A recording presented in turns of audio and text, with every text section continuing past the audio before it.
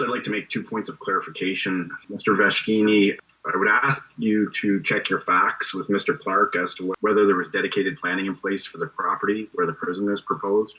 Earlier, you said there was none. You could discuss this with him. Secondly, you've referred to Kemptville a number of times this evening as a city. We're anything but a city. I think that's one of the key things that nobody seems to understand so far. We're not Greater Ottawa. We're 4,000 people in a rural community. We're not a city. We invited SolGen to Kemptville to meet with us all face-to-face for this engagement session because we wanted you to meet the people that may potentially become neighbors to your facility. I was very disappointed to hear this evening that SolGen was in Kemptville very recently based on your earlier comment, but didn't feel it was important enough to accommodate our request. For my question, I want to circle back to the site selection process. Like Len, who spoke earlier, I'd like to know why you, Mr. Veshkini, and Mr. Gismonde told us specifically that 100 to 130 properties were assessed, but actual documentation identified roughly 38.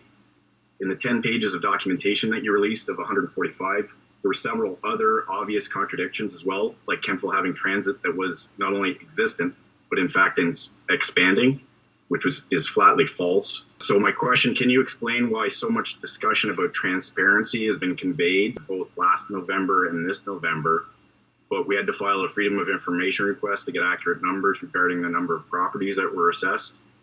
And why did the Kemptville site not get disqualified as other locations did for not meeting or only partially meeting threshold criteria that you developed? It appears that requirements were bypassed or rules are being bent by selecting Kemptville. And we're not sure if that's because we're a small community that everyone thought wouldn't seek the facts and push back on your proposal. But I would like it if you could please comment on that. Thank you.